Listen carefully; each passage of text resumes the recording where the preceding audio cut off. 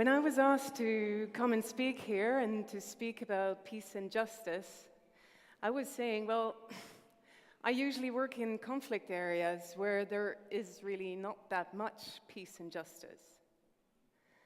But then I started telling stories about what I've done and what I've seen over the past 10 years.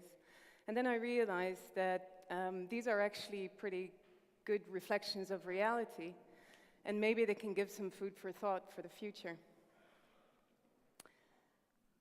At the start of my master in humanitarian assistance, one of our teachers was asking a co-student why he wanted to do this work. And his answer was, because I want to do good. And at the time, we laughed a little bit about the simplicity of his answer. But in the end, that was what we all wanted. We wanted to do good. And I believe, I dare to believe, and I still believe, that people are genuinely good and want to do good. This is, for me, my goal. When I go out to the field, I contribute, I try to save lives, I try to relieve suffering. And so with these stories, I'm trying to tell you what that has taught me. Recently, I was in Central African Republic, and we had difficulties to deliver aid to the north because about 40 kilometers from the capital, there was constant trouble. There was roadblocks and attacks on humanitarians. So we decided to go and stop there and negotiate safe passage. When we went to talk to the people who were there, we discovered that they were actually asking for attention for their own plight. They were telling us, we always see you passing through, you're bringing medication, you're bringing blankets further up, but people here are suffering as well. So when we agreed with them that we would come and do an assessment, and that if indeed we found that they were in the same type of vulnerability as the people that we were helping at the time, they would be included in the relief program. So then they calmed down and we could resume our activities. The reasons why I'm telling you this, one of them is that it showed me that you shouldn't ignore or reject your opponents or refuse to talk to them. But going towards them, explaining your objectives, talking to them, trying to understand their objectives, it can make a very big difference on the ground. And yes, sometimes it's scary. It's not always very comfortable to speak to armed people.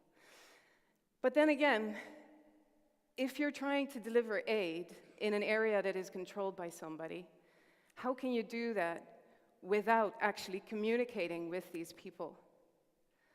That would be imprudent, sometimes dangerous, and could be impossible.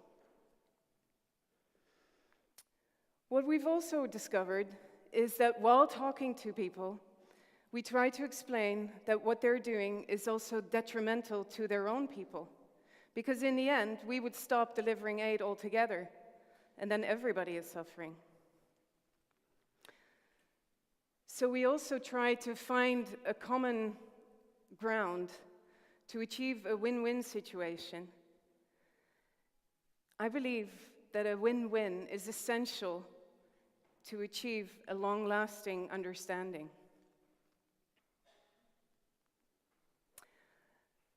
We also try to make from opponents, if not supporters, at least people that are tolerant towards each other, that we are benevolent enough towards each other and towards our objectives, that we can leave each other in peace so that our work can be possible. We had a beautiful example of that in Batangafo, as well in Central African Republic, where there had been very heavy clashes between the Christians and the Muslims. the situation in the city was very tense. So at some point, after the clashes, the Imam and the bishop, they got together and they appeared in public together. They walked hand in hand through each other's neighborhoods, and they organized a football match as a sign of reconciliation. And it was a very powerful moment and a very strong message that they were sending out, that yes, they did not have the same religion, but that was not a reason to feel opponent or to be rejecting each other's objectives. And they were encouraging their followers to do the same. We also, I feel in any case, that we have a shared responsibility for the consequences that we have if we cannot do our work. In the end, we would be stopping our delivery of aid altogether. And who's suffering then? Sometimes people see injustice, they see suffering, but they don't do anything about it. They don't feel responsible for it. But how can you expect to live in peace if you yourself are not participating in trying to achieve that? And how do you expect to live in a just society if you yourself are not being just? And yes, of course, this can be within your own means. Maybe the stories that I'm telling you seem far away from you. But I believe that also here, in The Hague, in your own city, in your own environment, your own street, you can be responsible and act in accordance with it.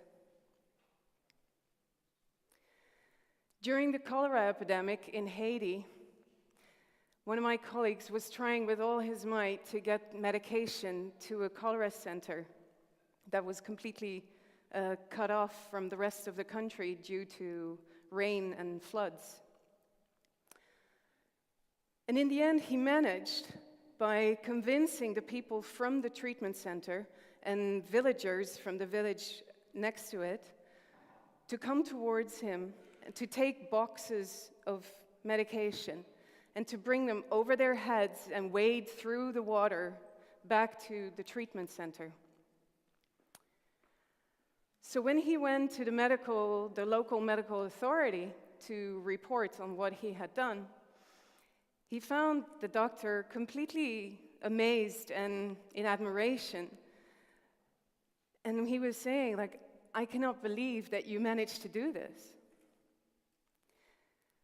And my colleague told me that that was actually the first time that he realized that, yes, on his own, he could make a difference. There is one last thing that I would like to mention. Over the last decade and a half, our work has become increasingly difficult and increasingly dangerous. Humanitarian workers become victims of kidnapping and of attacks. This is not normal. It's not okay. We are impartial, we are neutral, and we are independent. And when we work, we should have a minimum of safety to be able to do our work and not feel threatened or targeted.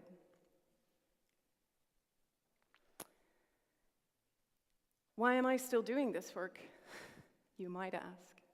Yes, it is dangerous, and sometimes it is also tiring. I move myself more or less on average every 9 months. I go from place to place. I get to know new people.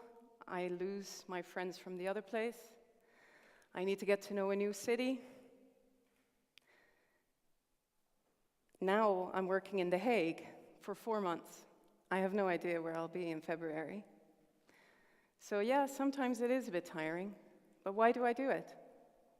Because I want to do good. Please do some with me. Thank you.